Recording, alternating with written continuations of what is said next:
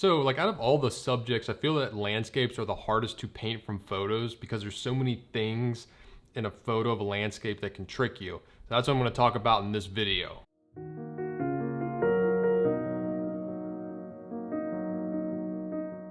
Hi, welcome to Paint Coach. My name is Chris Fornatero and I'm here to help simplify oil paint so that you can get better faster. So I've talked about this before, but it's so hard to get a good landscape photo to paint from because it's just hard to take a good landscape photo. You know, a big problem is you have to expose for the sky and the ground because a lot of times, you know, one will be too bright or one will be too dark and it's hard to get it just right. You also just don't see nearly as much in a photo as you do in life. You lose a lot of information in the shadows. I mean, next time you're outside, see how much more you can see into areas that are in shadow, like how many more values and colors you can pick up. See how much more color you see in real life than you do on a photo. This is why a helpful tip if you are taking your own photos for a landscape to actually take a video. One, it's helpful because you can just pause it when it's in the right place that you want, but also you can add audio notes.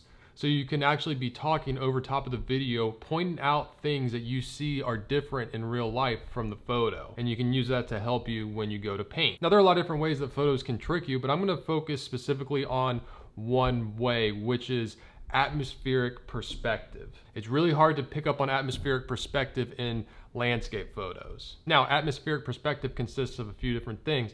First thing it consists of is a change in color as things get further away. More specifically, lack of color. As you get further away, certain colors drop out. First yellows and then reds, and then you're left with blues. In the photo here, you can see it's difficult to pick up on this. It's really hard to tell the difference in color of this here in the foreground and the same thing further away. So when I went to paint in this landmass furthest away, I made sure to push the blues in it. Not to have any yellows. It consists more of like a bluish purple, you know, using blue and red.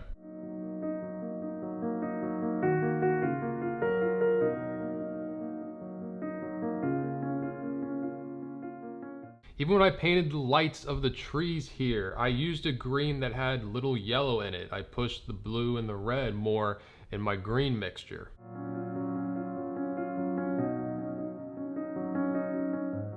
I did the exact same thing with the cliffs back here. In the photo, it might be reading as more yellow, orangey in the highlight areas of the cliffs, but I didn't let that trick me and I actually pushed it more to the red. So it's kind of more of a pinkish color than say like an orangish color.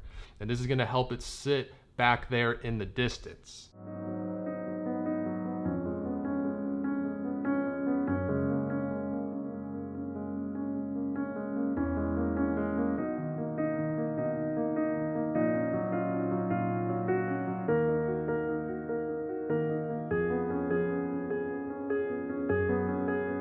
Now, if you struggle with mixing colors, like you're like, Chris, I'm completely lost in mixing colors, I can actually give you the color mixing video from my course for free. In it, I show you how I mix up any color using the primaries and white, and it'll give you a good, strong foundation of color mixing. I'll put a link to where you can get that in the description of this video. Now, another thing that happens with atmospheric perspective is that as things get further away from you, the contrast between dark and light gets less and less. And again, in this photo, it's hard to pick up on that. There seems to be dark values at all different distances that seem to be very similar. I keep this in mind as I move forward in the painting. Now, painting this big rock here, if I went just by the photo, I probably would have painted it in a lot darker, but I didn't because I realized, you know, it is still pretty far away. Now, it does need to be darker than the landmass behind it so it, you know, sits in front of it, but I gotta leave room for anything else that's going to be in front of that rock.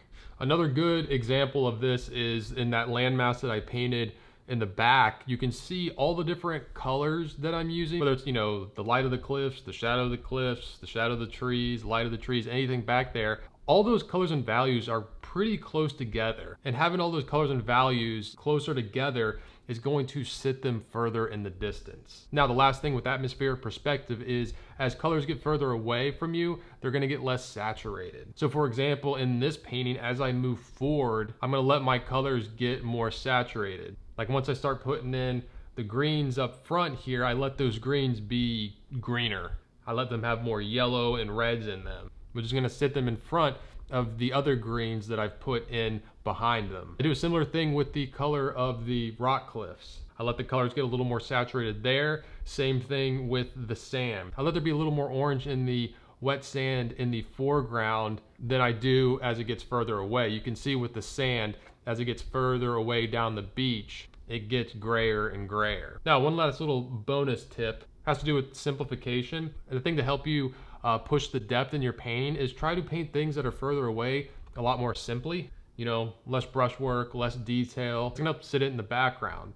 And maybe things in the foreground, you put a little more detail in. You paint more clear, more defined. That's just another tool that you can use to create some depth in your paintings. All right, I hope you found that video helpful. Hopefully you can use what you've learned in here and not get tricked next time you paint a landscape from a photo. Now, if you want to see the full version of this painting tutorial, you can find that on my Patreon page, which is listed in the description below. And if you want to see what I'm painting on a daily basis, you can follow me on Instagram at Forza43. I'm Chris Fornatero here telling you to go get painting.